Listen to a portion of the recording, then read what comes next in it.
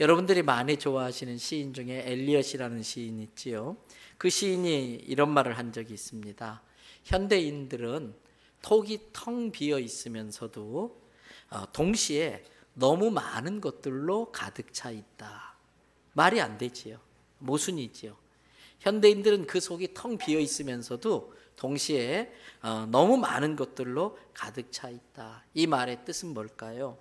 우리 안에 진짜 있어야 할 것은 없고 있어서는 안 될 것들로 가득 차 있는 우리의 모순된 모습을 그렇게 빗대어 이야기하는 것일 것입니다. 안에 무엇이 들어있는가? 그 사람 안에 무엇이 들어있는가? 그게 바로 그 사람의 실체입니다. 그 사람 안에 무엇이 들어있는가? 그것이 바로 그 사람의 레알 실제 모습인 거예요. 그래서 겉사람 속사람이라고 하는 말이 있습니다. 원래는 겉과 속이 같아야 됩니다. 얼마 전에 어떤 분 집에 갔더니 과일을 먹어보라고 권하더라고요. 이거 좀 특별한 과일이라고. 제가 먹어보는데 단감 같기도 하고 근데 단감은 아니에요. 배 맛이 나는 것 같은데 또 배는 아니에요.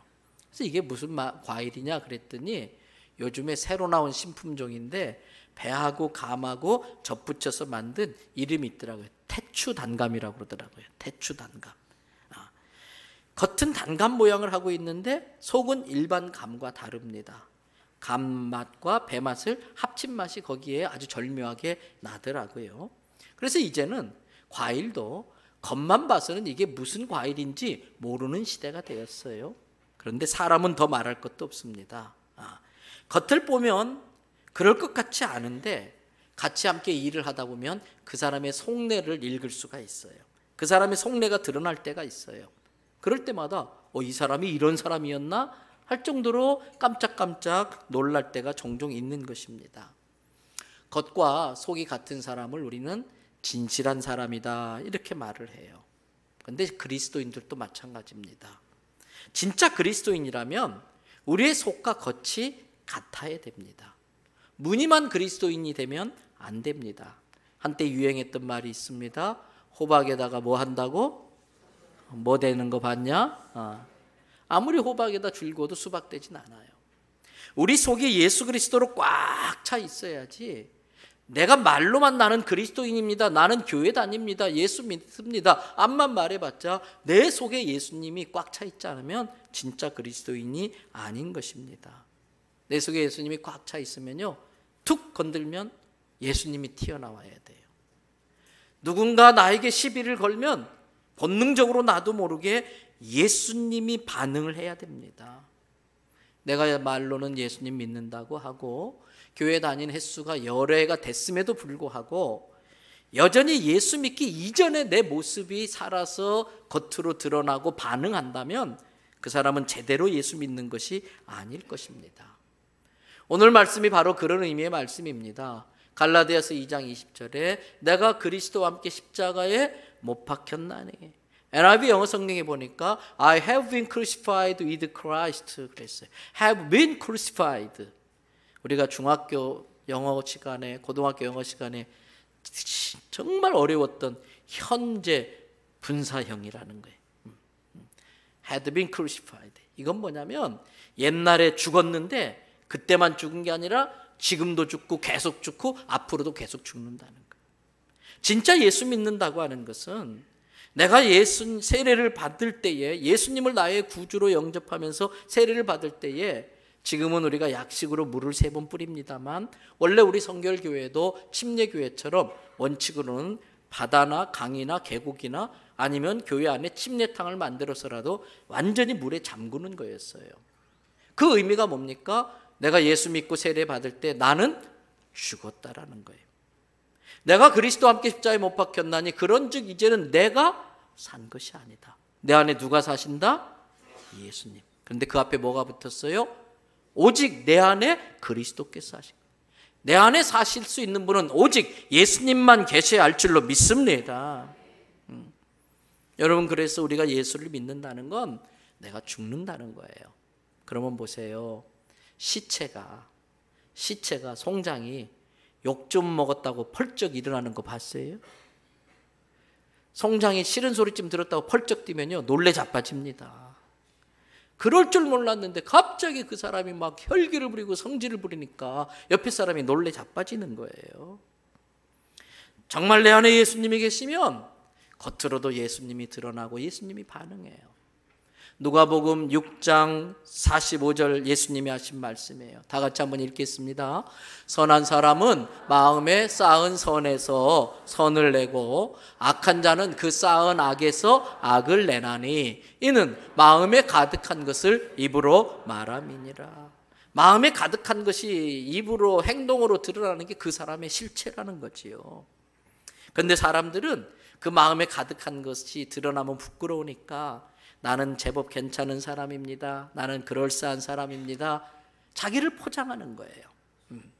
점잔을 떨고 폼을 잡으면서 자기의 본래 모습보다는 더 높이 평가받고 싶어서, 더 좋은 평가를 받고 싶어서 자꾸 자기를 포장합니다.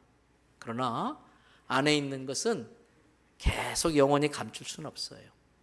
그 안에 있는 건 언젠간 반드시 드러나게 되어 있습니다.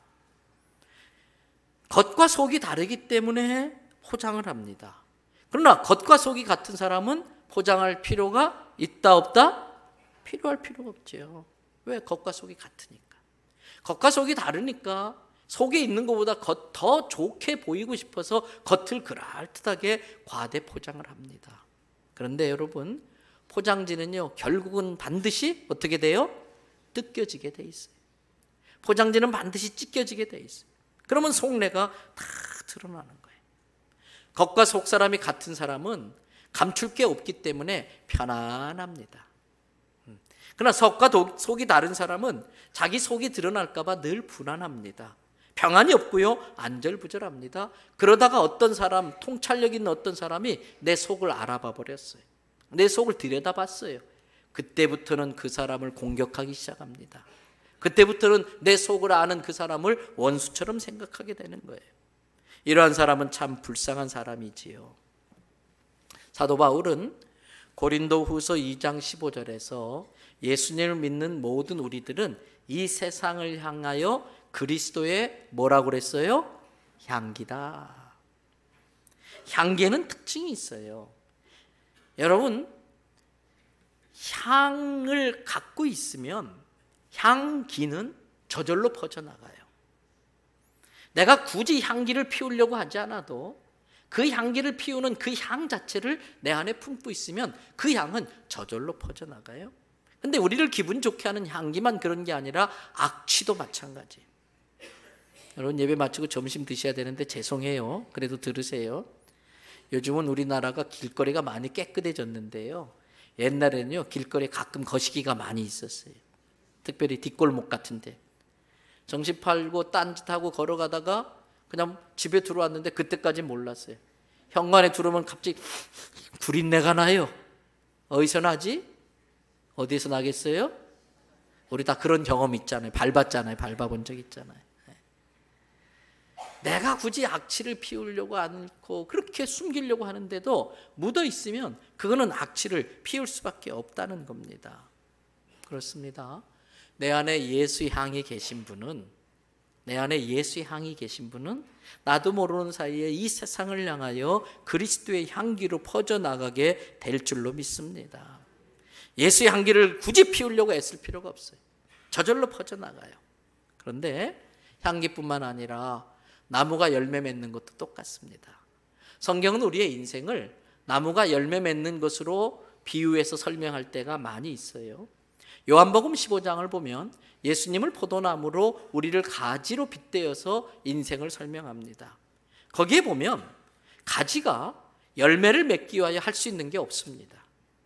가지는 그저 포도나무에 붙어 있으면 포도나무를 통해서 수분이 공급되고 양분이 공급되고 햇볕을 쫙 쬐다 보면 가지도 모르는 사이에 어느새 아주 먹음직스러운 열매들이 맺혀 있다는 거예요. 그래서 성경은 단 한 번도 열매 맺으라 하지 않았어요. 오히려 가지가 나무를 떠나서는 열매를 맺을 수 없으므로 가지가 나무를 떠나지 말라라고 말씀은 하고 있어요. 예수님이 많은 비유를 해주셨는데 특별히 포도나무 비유가 요한복음 15장 1절부터 10절에 나와요. 여러분, 그 짧은 10절부터 11절 사이에 내 안에 거하라.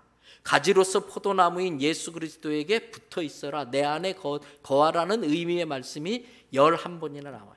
10개 성경 구절 안에 11번이나 나오고 있어요.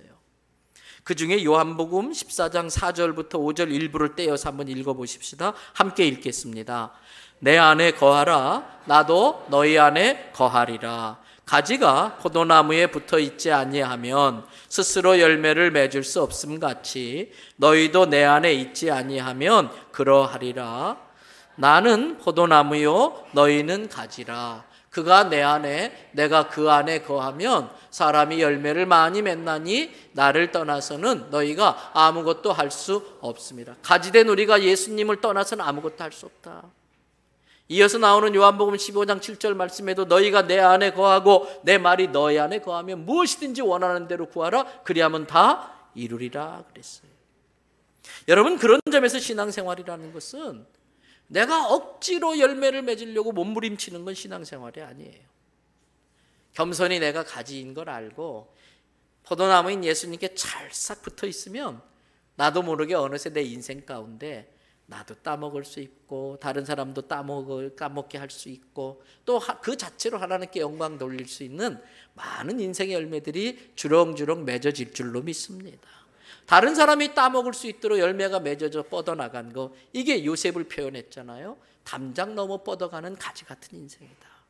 저는 우리 대연성일교회 모든 성도들이 그렇게 담장 넘어 뻗은 가지에 많은 열매를 맺는 성도 되기를 축복합니다. 여러분, 기독교와 타 종교의 차이는 뭘까요? 기독교를 제외한 모든 종교는 자력 종교라고 그래요. 스스로 자자 힘력자 써서 스스로 자기가 스스로 자기 힘으로 무언가를 일구어내는 거예요. 그래서 스스로 노력해서 자기 구원을 하려고 그러고 스스로 노력해서 부처가 되려고 하고 스스로 도를 닦아서 뭔가 도덕적인 열매를 많이 맺으려고 합니다. 그러나 기독교는 타력 종교입니다. 하나님의 은혜로 내가 존재합니다. 하나님의 은혜로만 내 인생에 아름다운 열매를 맺을 수 있는 줄로 믿습니다. 그래서 다른 모든 종교는 사람의 노력으로 신의 경지에 올라가겠다라는 거예요. 그러나 기독교는 애시당초 사람은 하나님의 피조물이기 때문에 신이 될 수 없다. 천지를 창조하신 전능하시고 위대하신 하나님이 벌레만도 못한 나를 구하시려고 이 자그마하고 이 좁고 불편한, 그리고 병균과 세균에 노출되기가 쉽고 위험한 사건 사고에 휘말리기 쉬운 이 위태로운 아슬아슬한 이 육체 가운데 그 전능하신 하나님이 자기를 가두신 거, 이거야말로 최고의 모험인 거예요. 이 하나님의 최고의 모험, 나를 구원하기 위하여, 나를 사랑하기 위하여 하나님이 이렇게 무모할 정도로 이 최고의 모험을 하신 것이 우리 구원의 근거가 되어졌고 우리에게는 가장 큰 은혜이고 가장 큰 축복이 된 줄로 믿습니다. 그러므로 우리는 나는 그저 가지에 불과하다. 가지는 나무를 떠나서는 아무것도 할 수 없다. 결국에 말라 삐뚤어져 쓸모없게 되고 불쏘시개밖에 안 된다는 걸 깨닫고 그러한 자의식을 가지고 포도나무 대신 예수님께 찰싹 붙어 있어야 할 줄로 믿습니다. 요한복음 15장 1절은 이렇게 이야기를 합니다. 예수님이 하신 말씀이에요. 나는 뭐라고 그랬어요? 참 포도나무다. 내 아버지는 뭐라고 그랬어요? 농부다. 내가 농부가 아니라는 거예요. 내가 농부가 아니에요. 내 인생의 농부는 내가 아니에요. 이 정체성이 분명해질 때에 내가 농부가 되어서 내가 포도나무를 가꾸고 내가 포도 열매를 맺게 하려고 하는 이룰 수 없는 농부가 되려는 꿈에서부터 자유로워질 수 있습니다. 이루어질 수 없는 그 꿈을 이루려고 헛된 고생할 필요가 없다는 거예요.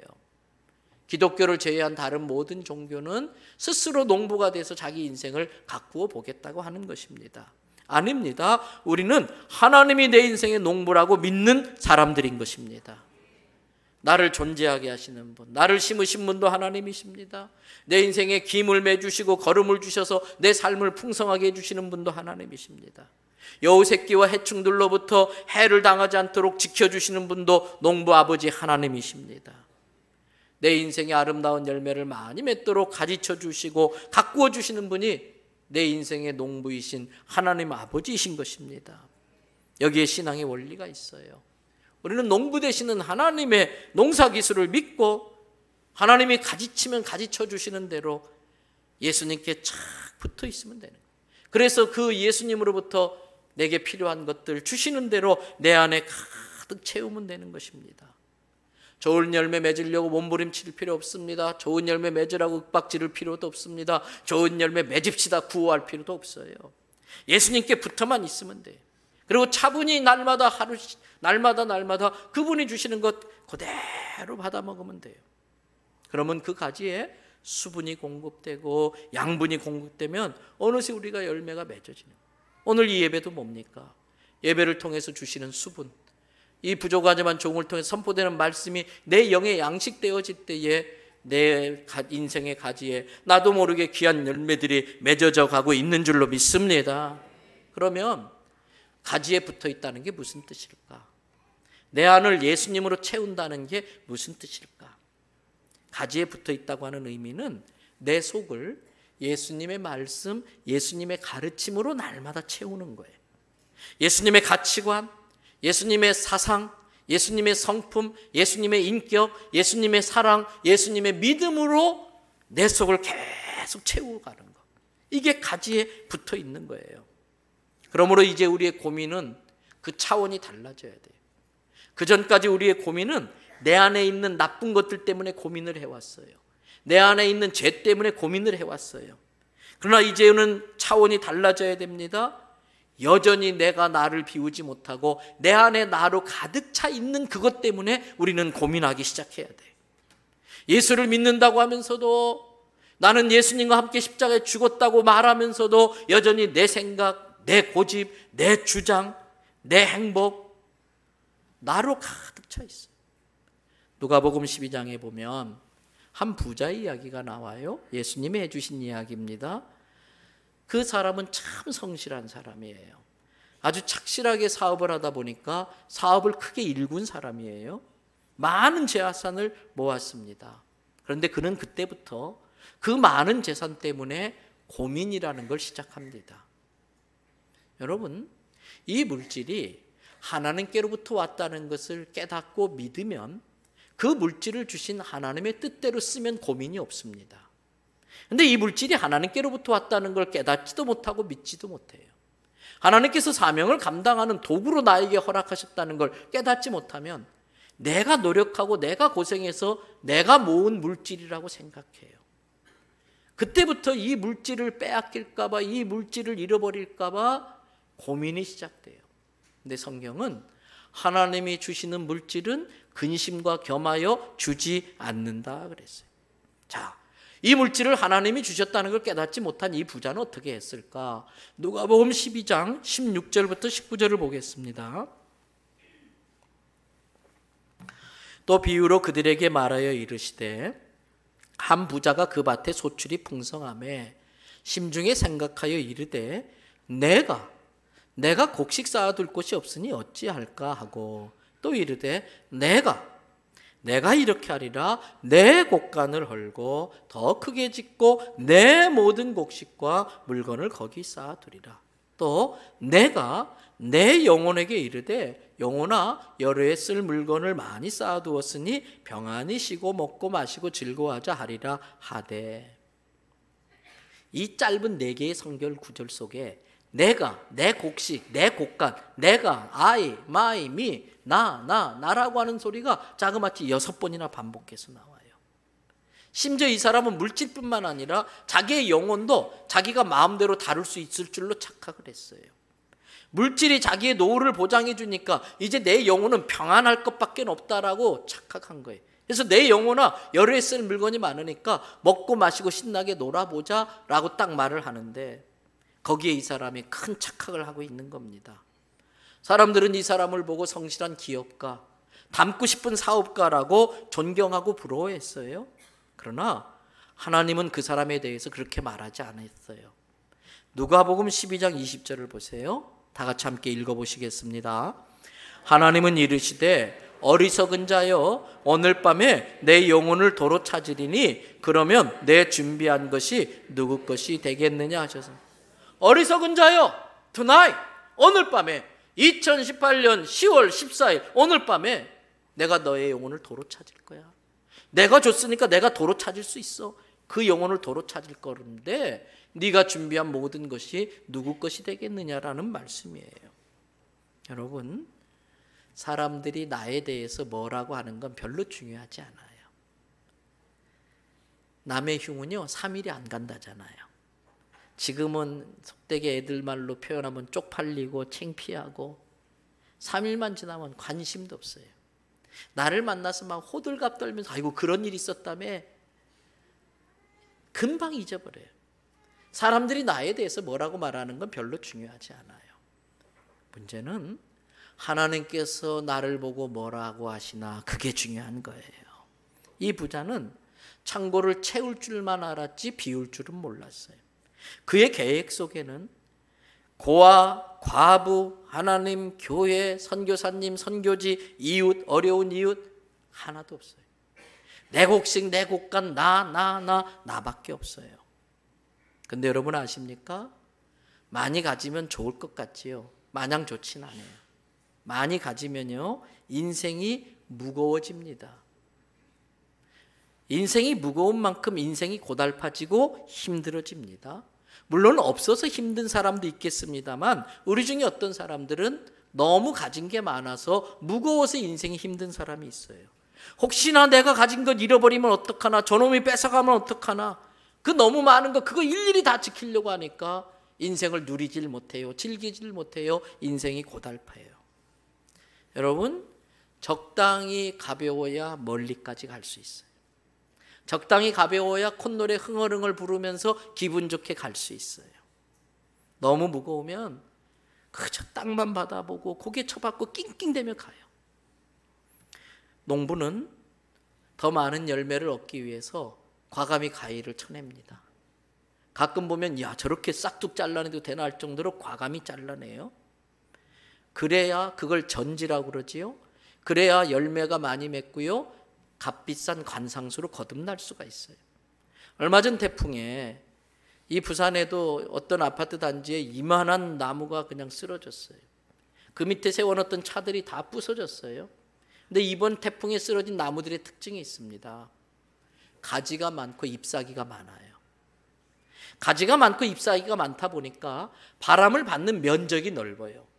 그래서 그 바람의 힘을 견딜 수가 없으니까 부러지고 뿌리째 뽑히고, 적절한 타이밍에 불필요한 가지들을 쳐주고 잎사귀를 솎아줘야만이 태풍이 불어도 부러지지 않고 뽑히지 않는 겁니다. 하나님이 성도들의 인생을 이렇게 가위질하는 이유가 여기에 있어요. 때로는 그게 내게 고난이고 고통처럼 느껴지지만 더 좋은 열매 맺게 하시려고, 또 더 위험한 것들을 미리미리 당하지 않게 하려고 그것들을 도려내 주시는 겁니다. 때로 인생의 길이 막히는 이유가, 막혔다고 느껴지는 이유가 여기에 있습니다. 너무 달리기만 하느라고 농부 대신 하나님을 보지 못할까 봐. 그리고 내가 포도나무이신 예수님께 잘 붙어 있는지 점검해 보라고. 하나님이 찾으시는 그것이 내 안에 있는지 너도 한번 미리 살펴보라고. 하나님 보시기에 있어서는 안 될 것들이 여전히 그 안에 있는지 그거 빨리 끄집어내서 버리라고. 한 번은 차를 몰고 가는데 앞에 사고가 났는지 길이 막히는 거예요. 차로 꽉 차 있는 거예요. 그전에는 빨리 가고 싶어가지고 그냥 요리조리 그냥 운전 솜씨를 발휘하면서 그저 빨리 가려고 했는데 차가 딱 막히니까 어쩔 수 없더라고요. 그제서 비로소 포기라는 게 되더라고요. 에이, 할 수 없다, 어쩔 수 없다, 딱 포기하니까 그때 안 들리던 KBS 제1FM의 클래식 음악이 들려지기 시작하더라고요. 그래서 그 클래식 음악을 들으면서 창밖에 하늘을 딱 보는데 하늘이 그렇게 파란 줄 몰랐어요. 그렇게 예쁜 줄 몰랐어요. 거기에 하얀 구름이 둥실둥실 떠 있는데 시시각각 모양을 바꿔가면서 변화되는 그 구름의 모습이 얼마나 신기한지 모르겠어요. 어느 날 차를 몰고 광안대교를 건너갑니다. 바다 색깔이 너무 아름다운 거예요. 여러분 요즘 같은 날 한번 가보세요. 너무 예뻐요. 오늘 예배 마치고 하늘 한번 보세요. 너무 파래요. 그래서 그 파란 바다, 저 멀리 대마도도 이렇게 보이고요. 그것 좀 오래 보고 싶어서, 그 아름다운 광경을 좀 더 누리고 싶어서 할 수 있는 한 차를 천천히 몰고 가요. 근데 실은 그날만 바다가 아름다웠던 것은 아니었을 거예요. 늘 바다는 아름다운 모습으로 거기에 있었을 거예요. 그런데 빨리빨리 바쁘게만 살다 보니까 앞만 보고 가느라고 그 옆에 있는 아름다움을 못 봤어요. 하나님은 우리의 인생 옆에 위로받고 힘없고 내 인생이 얼마나 아름답고 귀한지 즐기라고 많은 것들을 창조해 놓아주셨어요. 그런데 우리는 너무 바빠서 아름다운 것이 없었던 것이 아니라 이미 있었던 것인데도 그것을 누리지 못하고 살았던 것이지요. 여러분, 인생의 길이 막혔습니까? 앞으로 가려고 해도 막히고 돌아가려고 해도 막혔습니까? 걱정하지 마세요. 그때 눈을 들어 하늘을 보시기 바랍니다. 그리고 하나님이 나를 위하여 예비해 놓으신 그 다른 멋진 것, 그동안 깨닫지 못했던 그 아름다운 것들을 보고 위로받으시기를 바랍니다. 그때 비로소 제 차의 밑바닥에 깔리는 그 음악 소리처럼 내 귓가에 들려오는 예수님의 음성을 들을 수가 있는 것입니다. 이 모든 것들이 실은 내가 철저히 예수님께만 붙어있게 하려고 하나님께서 그렇게 만드셨다는 걸 깨닫는 순간 우리는 다 내려놓고 삶의 여유를 부릴 수가 있는 것이지요. 가지를 치는 시간, 손해보는 시간 아닙니다. 잠깐 아프지만 좋은 열매를 맺기 위해 꼭 필요한 시간들. 오늘 내가 겪고 있는 아픔과 어려움이 바로 그러한 작용을 하고 있는 걸 깨달으시기를 바랍니다. 여러분, 그렇게 가지치기 하고 그렇게 자꾸 비우기 시작하면 내 안에 공간이라는 것이 생겨요. 여유가 생겨요. 그런데 비우는 게 능사가 아니에요. 그 비워진 공간을 무엇으로 채우느냐가 중요합니다. 마태복음 12장에 보니까 예수님이 해주신 이야기입니다. 어떤 사람을 괴롭히는 귀신이 있었어요. 이 사람이 아주 용을 쓰고 애를 써서 그 귀신을 쫓아냈습니다. 그리고 청소 싹 하고 마음의 집을 싹 비워놨습니다. 근데 이 귀신이 그 집에서 쫓겨나서 돌아다니다가 자기가 도저히 더 머물 곳이 없는 거예요. 그래서 안 되겠다 싶어서 도로 옛날 지집으로 찾아갔는데 가보니까 그 사람의 마음집이 깨끗이 청소되어 있거든요. 귀신은 깨끗한 거 싫어해요. 귀신은 추하고 더러운 거 좋아해요. 그래서 친구 귀신을 7마리를 데리고 와서 단체 입장을 해가지고 성경에 보니까 그 사람의 형편이 예전보다 훨씬 더 못하게 되었다라는 것이에요. 마음을 비우는 것이 능사가 아닙니다. 어떤 종교는 고행과 수양을 통해서 마음을 비워라, 무심한 상태로 만들어라, 곧 그것이 성불이다라고 이야기를 합니다. 마음을 비워서 신이 되보려고 무던히도 애씁니다.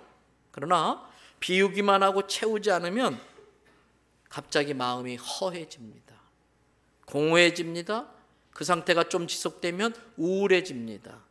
그러면 거기에 은밀하게 죄가 들어옵니다. 예수님으로부터 위로받고 말씀으로 위로받아야 되는데 세상의 죄악으로 위로받으려고 그래요. 내 속에 있어서는 안 될 것들이 슬그머니 들어옵니다. 그리고 흑암의 권세가 들어와서 내 마음에서 판을 치고 놀기 시작합니다. 그러므로 우리는 비우는 것으로 끝낼 것이 아니라 비운 그 자리를 마땅히 채워야 할 것들로 채워야 할 줄로 믿습니다. 뭐로 채워야 되나요? 내 안을 예수님과 예수님의 말씀으로 가득 채우셔야 돼요. 창세기 1장 2절 말씀을 보겠습니다. 같이 읽겠습니다.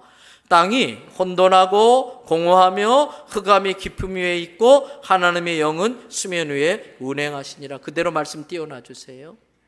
하나님의 영은 들어오지 않고 수면 위에 겉돌고 있어요.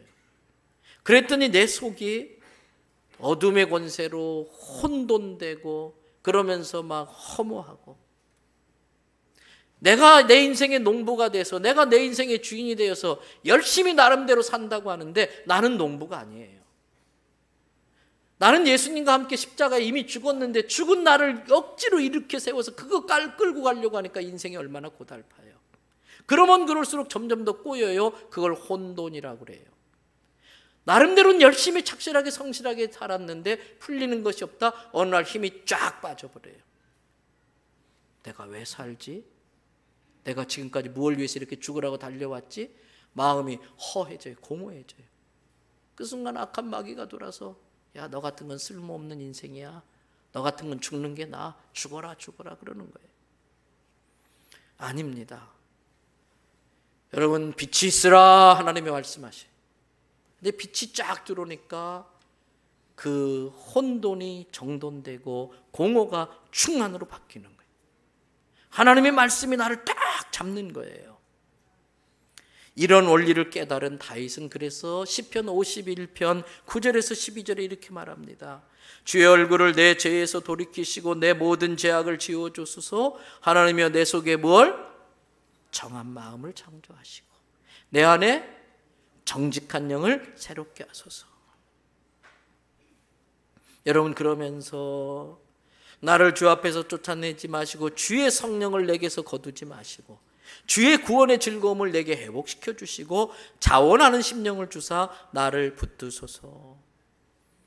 더럽고 추한 죄들을 회개함으로 다 비웠으면 그것으로 끝이 아니라 내 속을 채워야 되는데, 첫째는 뭐냐면은 정한 마음, 맑고 깨끗한 마음, 정직한 영, 하나님 앞에 바로 쓴 정직한 영, 주의 성령, 네 번째 구원받은 즐거움, 다섯 번째 자원하는 심령으로 헌신하는 마음. 이 다섯 가지가 우리 안에 채워져야 돼. 정한 마음, 정직한 영, 그 다음에 주의 성령, 구원의 즐거움과 감격, 그리고 받은 은혜가 감사해서 내 남은 생에 주를 위해서 살겠습니다고 하는 자원함으로 헌신하는 심령으로 우리 안이 가득 채워지기를 바랍니다. 그러다 보면 나도 모르게 내 삶에 아름다운 열매들이 맺어져요. 지난 주일에 제가 마음 체크라는 표현을 했어요. 내 마음이 어떤지 체크해봐라. 딱딱하게 굳어있는 길가 마음밭은 아닌디, 말씀이 들어오면 퉁퉁 튕겨나가는 돌멩이 하나가 안에 있는 건 아닌지, 말씀을 아멘으로 받았는데 곧 근심 걱정 내 고집 때문에 그 가시덤불로 그냥 무성하게 덮여있는 건 아닌지 마음 체크해 보시라고 말씀드렸어요. 이번 주도 마찬가지입니다. 가을이지요. 근데 이 세상의 계절만 가을이 오는 게 아니라 내 인생의 가을도 곧 옵니다. 우리는 내 인생의 가을에, 이 가을에 우리가 많은 곡식과 열매를 추수하는 것처럼 내 인생의 가을에 열매들을 거두어야 할 텐데, 이대로 내가 계속 살면 내 인생의 열매는 무엇이 맺어질까 자기 마음을 살펴야 돼요. 그런 생각으로 오늘 주보 1면에 님의 짧은 글 긴 생각이라는 이 타이틀로 글을 쓰는 그 자리에다가 김준엽 시인이라는 분이 쓰신 인생의 가을이 오면이라고 하는 시 한 편을 소개했어요. 제가 이 시를 읽어드릴 텐데 우리 반주 한번 해주실래요? 인생의 가을이 오면, 내 인생의 가을이 오면 나는 나에게 물어볼 이야기들이 있습니다. 내 인생의 가을이 오면 나는 나에게 사람들을 사랑했냐고 물을 것입니다. 그때 가벼운 마음으로 말할 수 있도록 나는 지금 많은 사람들을 사랑하겠습니다. 내 인생의 가을이 오면 나는 나에게 열심히 살았느냐고 물을 것입니다. 그때 자신 있게 말할 수 있도록 나는 지금 맞이하고 있는 하루하루를 최선을 다하며 살겠습니다. 내 인생의 가을이 오면 나는 나에게 사람들에게 상처 준 일이 없었냐고 물을 것입니다. 그때 자신 있게 말할 수 있도록 사람들에게 상처 주는 말과 행동을 하지 말아야 하겠습니다. 내 인생의 가을이 오면 나는 나에게 삶이 아름다웠느냐고 물을 것입니다. 그때 기쁘게 대답할 수 있도록 내 삶의 날들을 기쁨으로 아름답게 가꾸어 가겠습니다. 내 인생의 가을이 오면 나는 나에게 어떤 열매를 얼마만큼 맺었느냐고 물을 것입니다. 내 마음밭에 좋은 생각의 씨를 뿌려놓은 좋은 말과 좋은 행동의 열매를 부지런히 키워야 하겠습니다. 그렇습니다. 우리 그리스도인들은 내 안에 예수님의 생각, 예수님의 사상, 예수님의 가치관, 예수님의 그 가르침, 예수님의 교훈, 예수님의 인격과 성품, 예수님의 그 믿음, 예수님의 그 사랑으로, 예수님의 비전으로 채우면 되는 것입니다. 그것이 내가 죽고 내 안에 예수님이 사시는 것입니다. 그것이 진짜 그리스도인의 모습입니다. 이제 말씀 마칩니다. 내 안에 무엇이 들어있습니까? 하나님 보시기에 마음 아픈 것들이 아직도 남아 있습니까? 빨리 버리시기 바랍니다. 하나님이 내 안에서 여기저기 찾아보시는데 있어야 될 것이 없는 것은 아닐까? 그것으로 빨리 채우시기를 바랍니다. 혹여라도 내 인생이 힘들고 무겁다면 내 안에 너무 불필요한 것들이 너무 많기 때문은 아닐까요? 비우시기 바랍니다. 무엇보다도 나를 내려놓으시길 바랍니다. 예수님을 믿을 때에 이미 나는 죽었는데 죽은 나를 억지로 살려가지고 끌고 가려고 하면 할수록 내 인생은 더 꼬일 수밖에 없습니다. 날마다 나의 고집, 나의 혈기, 나의 성질, 내 자아를 죽임으로써 예수님이 내 마음의 방에서 내 팔다리 쭉 뻗고 편안히 쉬실 수 있도록 예수님을 모실 수 있는 환경과 여건을 만드시면 됩니다. 그래서 내 안에 오직 예수님만 살게 하셔서 어떤 상황, 모든 환경, 나를 힘들게 하는 어떤 사람에게도 내 안에 충만하게 계신 예수님께로 반응하게 할 수만 있다면 우리의 인생은 잘 사는 인생이고 아름다운 열매를 맺을 것이고 그 열매가 하나님께 영광이 되고 내 이웃과 내 자손들이 따먹을 수 있는 귀한 열매로 맺어질 줄을 믿습니다. 같이 기도하시겠습니다.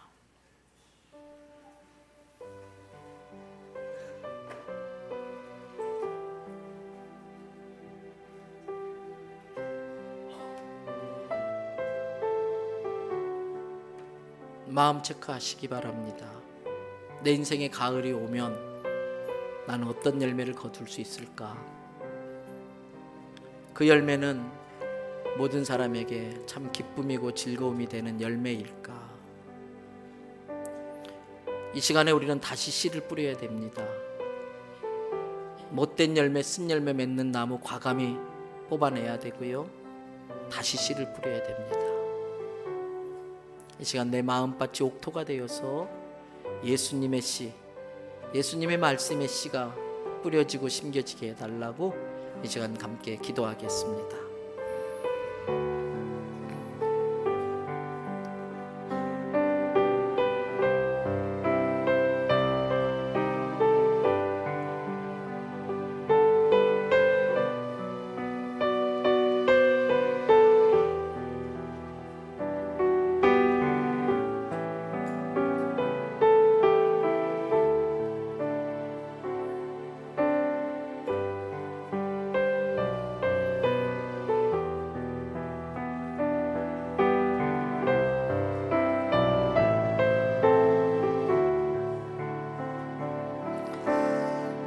하나님 감사합니다.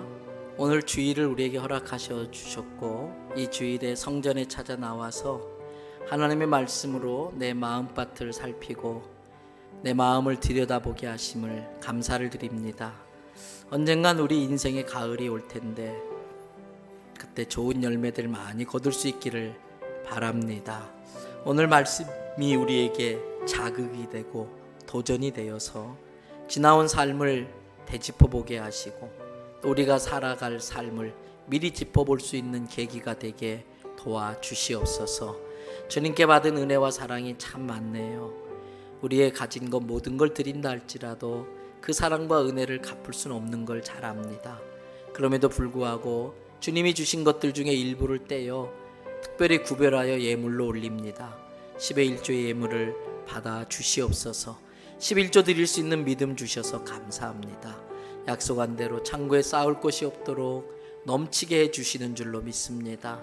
넘쳐나는 것 내 것 아닌데 내 거라고 억지 부리지 않게 하시고 예수님의 이름으로 이곳저곳 필요한 곳에 흘려보내는 축복의 통로, 담장 넘어 뻗어가는 가지에 맺힌 열매를 맺는 성도들 되게 해 주시옵소서.